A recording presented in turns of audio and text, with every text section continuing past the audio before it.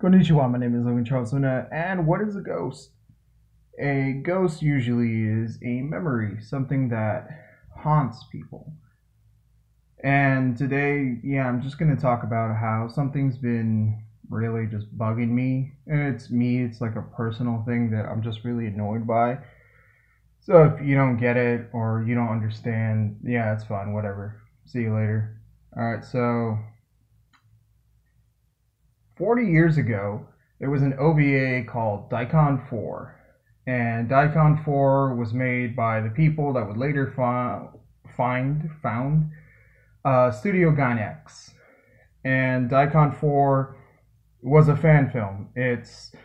You've probably seen a clip of it. It's the girl in the bunny girl outfit who rides a sword like she's the Silver Surfer, and she fights mechs, and there's a bunch of cameos from science fiction characters and all the shit that was popular in nerd and otaku culture back 40 years ago. There's references to Gundam, Space Battleship Yamato, Star Wars, and Daikon 4 was definitely like a big important moment in animation as well, where it's like, fans can do this. This is a fan film that was distributed at a convention and gained a lot of notoriety to the point where the people could find a animation studio, and they worked with Bandai Namco, they worked with Studio Sunrise, and made a bunch of mech shows or super robot shows. And yeah, that's the kind of big thing about Gainax. They never really got over this strange obsession of making mech and super robot shows, to be more specific, because a lot of their work never really was grounded in any reality whatsoever. Like, they broke their own rules, to be more specifically, to be more specific about everything they did. Went from this is a cool mech show to, okay, now this is some super robot bullshit where the robot makes faces now when it gets punched and does wacky shit to beat the monster of the week. And there are two shows that really solidified Gainax slash Anipolix for this big, like, the last time they were really to be taken serious as an animation studio, and they cared about story or lack thereof story, and that was Neon Genesis Evangelion and Fully Cooley.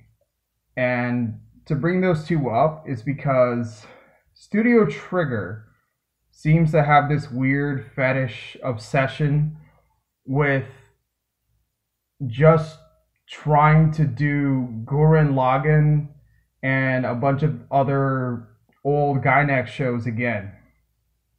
And it's very fitting that I brought up Evangelion, because Evangelion is Hideaki Anno's personal journey. And Evangelion is somewhat of a magnum opus for Anno.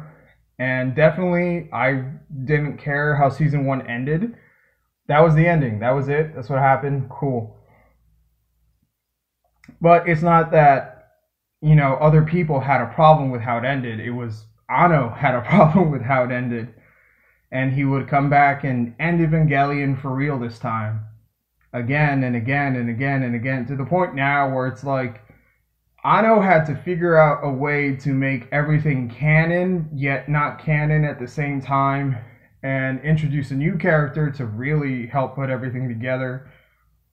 And I love that new character, but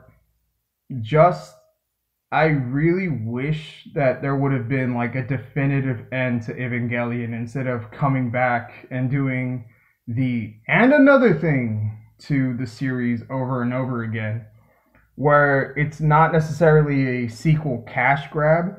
It's more, I thought you ended it in the last one. Why are you coming back to it again? Just because you didn't like one thing about it, or you felt like this wasn't the right ending for it? And yeah, I think mainly it's because Anno was trying to put people in his mindset of not just Ava in the later series and movies, but as a whole of what his experience with this work has done to his life and how it's affected his life. And so, to wrap this all up, that's a very personal thing that has what many would call a visionary or an auteur touch to it. But everything Trigger has done has just served in triggering me to go into this weird rage of why the fuck are they going into space again? Like, seriously, I rewatched a lot of the Trigger stuff in preparation for just talking about how annoying it is. Trigger has this weird fetish where, you know, they gotta go and log in everything again and go into space, have a big space battle, and just do big super robot bullshit. And the biggest, like, the reason I wanted to make this video in the first place is because Cyberpunk Edgerunners. I like Cyberpunk, the board game. The video game got better over time through patching everything. And now, in anticipation of the Phantom Liberty expansion, they added little tokens, little icons that represent characters from Cyberpunk Edgerunners, because Edgerunners did what it was supposed to do, which was rehab the image and get people interested in this video game again. But what it also did was just completely throw a bunch of Cyberpunk stuff out the fucking window towards the end. So it was cool and interesting, and I really liked it. And I also really liked the anime video they did an anime music video. I think it's for the ED, like Let You Down. And yeah, just the fact that it ended with, and someone goes to space, really just annoyed the fuck out of me. And they did the same Gurren Lagann spaceship battle, like spaceship Yamato shit, where, and now a bunch of people die because it's the end, so people gotta die. And yeah, to end this video, Studio Trigger is just the Ghost of Gainax trying to chase its former glory. And it's not even, if it ain't broke, don't fix it. It's just, like, the reason I don't like Makoto Shinkai movies anymore is because this dude just keeps making the same movie over and over again. And I'm just kind of sick of that. So, that'll be it for this video. Sayonara.